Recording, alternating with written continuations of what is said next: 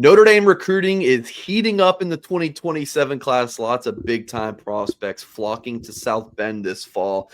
And I logged 4 new predictions on Monday. Those are all out on social media, and I have more coming to blueandgold.com this week, and we'll talk about those on our next live show on Thursday with myself and Kyle Kelly. But I wanted to talk about the 4 that I logged on Monday, and Kyle's going to tell us how he feels about them. Before we dive into it, folks, please hit the thumbs up on this video. Subscribe to the Blue and Gold YouTube channel. And again, go to blueandgold.com for so much more Notre Dame recruiting intel and coverage of your Fighting Irish. And the first prediction, Kyle, is one that I've been mulling for a long time, and it's Braden Parks, the Chicago Brother Rice standout and godson of Irish legend Chris Sorge and cousin of former Notre Dame running back Tony Jones Jr., 6'3", 295 pounds, number 204 overall player, number 23 defensive lineman per the Rivals industry ranking. We've seen him in person twice now. We just saw him this past Friday in that awesome showdown between Brother Rice and Mount Carmel. Parks had a decent game in that, had himself a good sack.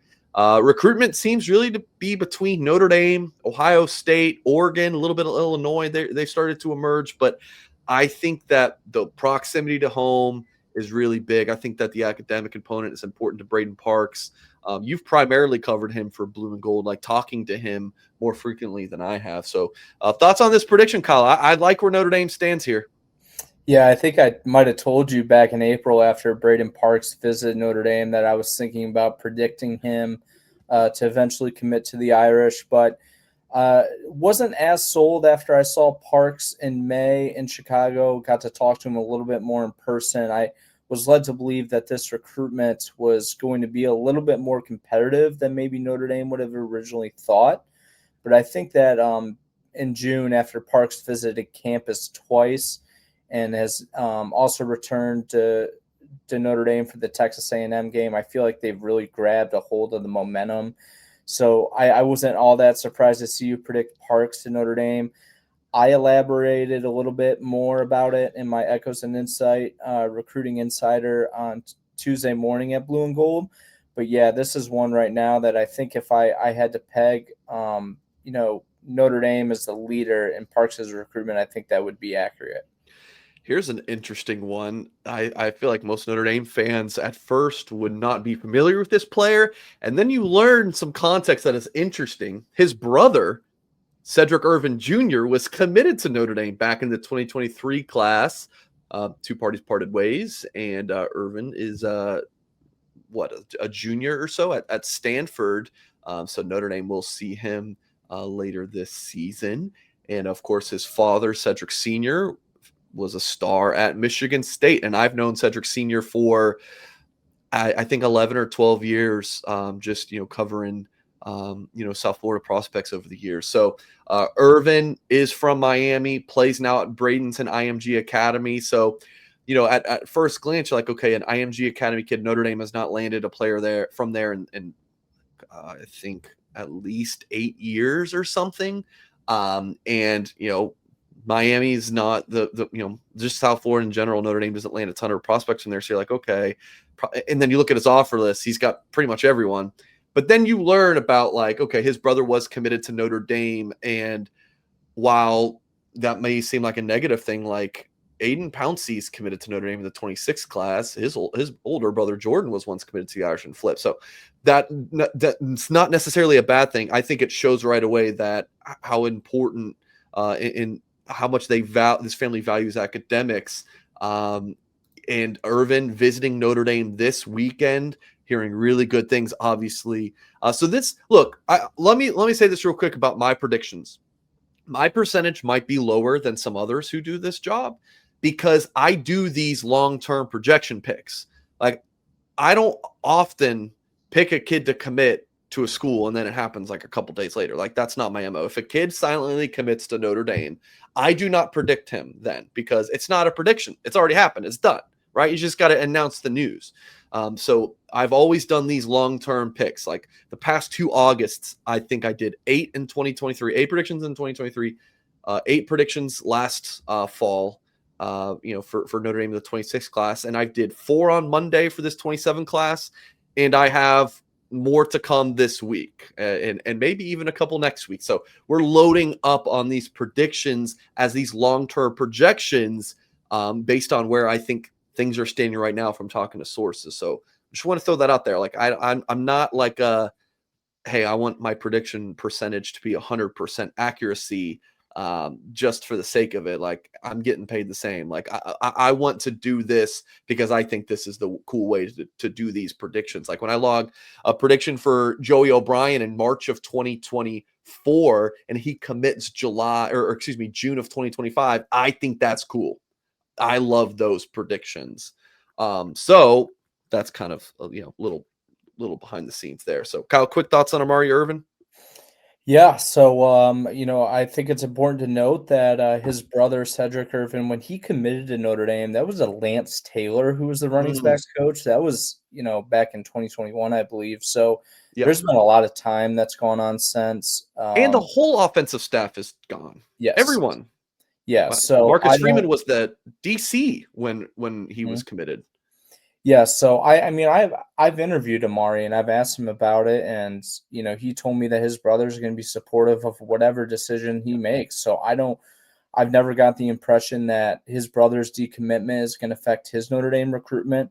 I don't feel like it has so far. Yeah. And I will say, in terms of your prediction here, Notre Dame to land Amari Irvin, I think it's one of the bolder ones. But I will say, when I talked to him back in June, that Notre Dame kid. Yeah, I felt like Notre Dame was one of the top schools. Yeah. Miami, Florida, Georgia, Ohio State, Florida State, Michigan, USC, Bama, everyone. Oregon, I'm in long offer list for Amari Irvin, who again is visiting South Bend this weekend. Here's another kind of bold one, and this one's far from over. Xavier Hassan, the number 49 overall player, number 7 cornerback, according to the Rivals industry ranking. I'll have his article out on him this week from his about an interview from his time on campus for the Texas A&M game. I think this is a huge Notre Dame target. He loves Notre Dame. I think the Irish are the team to beat right now. Whereas Irvin, it might be maybe the Irish have some ground to make up, but I think they'll eventually overtake some of these other schools. I think that Notre Dame leads for Hassan right now, and he's got long offer list as well. All of the North Carolina schools, Georgia, Tennessee, Penn State, Miami, Ohio State, list goes on and on. I think Hassan is, he's been to South Bend a couple times now. He visited back in, let's see, was it the spring? No, he was there for Irish Invasion, a standout on that day. And of course, again, on campus for the A&M game. So 5'11", 190 pounds. Notre Dame's been doing great work, in the past year or so in the state of North Carolina, and projecting the Irish to land another one here. Yeah, this was something I talked about before Hassan visited Notre Dame in a story at Blue and Gold, that cornerback recruiting in the 26 or 27 cycle is going to be really fascinating to me, because there are a lot of guys that they're well positioned with at defensive back. So wouldn't be surprised to see if Hassan is one of those guys. I know, Rivals national recruiting guys Steve Wiltfong and Chad Simmons shared a similar sentiment to you before his Notre Dame visit. And I mean, hey, he's a North Carolina prospect, and we know how successful the Irish have been getting in those Tar Heel State prospects. Yeah, definitely those notes from Wiltfong and Simmons made me feel even better about the pick. We've talked about Cameron Wagner for a long time on this channel. Pot of gold offer. I think all 4 of these guys were pot of gold offers, Kyle, if I'm not mistaken. So targets for the Irish since March. I see you nodding. So yeah, this is the one we've talked about O-line recruiting for a while. We're like, now it's a little bit different. Some of those, 27 offensive linemen have been visiting the Irish. But like talking in like May or June, we were like, of the O-line offers, Wagner's the one we felt the best about. As I noted in the suite, there's big time competition for the Central Illinois prospect. But I do believe the Irish will end up landing him. Notre Dame, Ohio State, Penn State, 3 programs to watch. He's from St. Joseph, Illinois, not too far from Champaign, if I'm remembering correctly. Number 147 overall player, number 14 offensive tackle, 6'6", 305 pounds. Yeah, so not a Chicagoland prospect, but not too far away from South Bend. He's been a regular at Notre Dame. I was told when he visited last for the Texas A&M game, really carried himself well, connected with the other Notre Dame commits, and just kind of, like from what I was told, like acted like he was, just a part of that family of committed prospects. So he's been to campus 3 times this year. Irish Invasion in June, visited for a spring practice back in March, and again for the A&M game, Kyle. Yeah, I think I'm due for an Echoes and Insights piece on Cameron Wagner and James Halter about their Notre Dame visits for the Texas A&M game, because I talked to both those guys, but have not written the complete report. But I will say that in talking to Wagner, Busy times, Kyle. Yeah. what's that? I said busy times. Yeah. Yes. Sometimes Oh, it takes a while to get very through. much so. But yeah, just when I was talking to Wagner, he told me that he gets along very well with the Notre Dame offensive line commits. He knows all those guys from visiting campus on the same days as them, competing at Irish Invasion. I asked him if he had any relationships like with recruits like that elsewhere.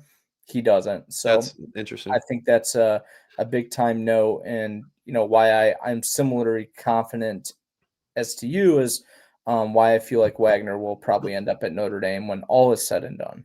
I like that note because that's not something me and you have talked about before. So I'm hearing that from sources. You're hearing that from the kids. So I think that's definitely notable. So there's, again, the 4 predictions: Cameron Wagner, Amari Irvin, Xavier Hassan, and Braden Parks. Make sure you follow me on Twitter at Mike T. Singer. And you follow Kyle, of course, at by Kyle Kelly. I'll have more predictions. And you can find all the intel about these predictions, even more insight on why I'm picking these players to Notre Dame over at blueandgold.com. Hit the thumbs up on this video. And as always, we will catch you next time.